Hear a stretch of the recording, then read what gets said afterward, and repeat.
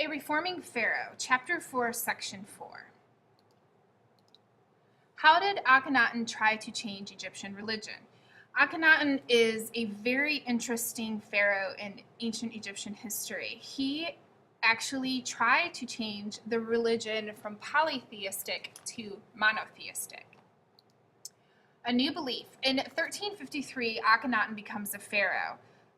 He changes the worship from worshiping all of the gods, and he really focuses on the sun god of Aten. He moves the capital of the city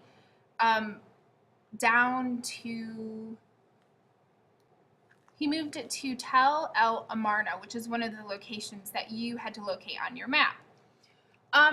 He promoted the worship of one god for the first time. This is a very unusual part of Egyptian history, and because it's so unusual, a lot of people are very interested in it, and a lot of historians and Egyptologists study it. Because he does this, what he did, and it probably made a lot of people angry, is he put a lot of priests out of jobs, and they didn't have as much power because all of the focus was not put on their gods. It was taken away from their gods and put on the one god who is Aten. Akhenaton and art. Because Akhenaton had just a lot of new ideas, the way that art was depicted changed considerably. Art from other periods showed more idealized images. And what idealized means is that they wanted to show pharaohs and queens and anybody that they depicted in art in an idealized form, which means that they would remove all of their flaws. So if they had wrinkles, they wouldn't show them, or if they had a scar, they wouldn't show them. They wanted to show these people in their most perfect form.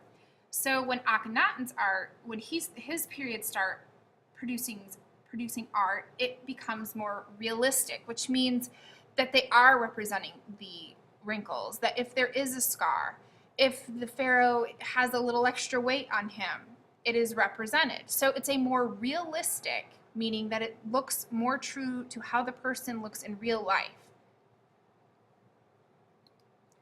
And here's a comparison. This is Menkaure and one of his queens, and then this one over here, this is Akhenaton. Now, if you look at the two statues, you can definitely see a lot of differences. And what I want you to do for your homework is I want you to list at least 5 differences that you see in the way the two pharaohs are represented.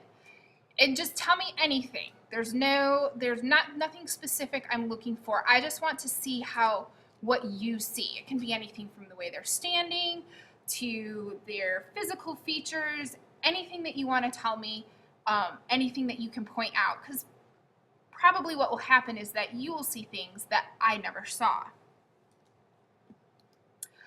At the end of his reign, Akhenaton's new religion did not last. As soon as he dies, about 3 years later, Tutankhamun, King Tut, comes into power, and he restores all of the old religions, and all of the old gods were worshipped again.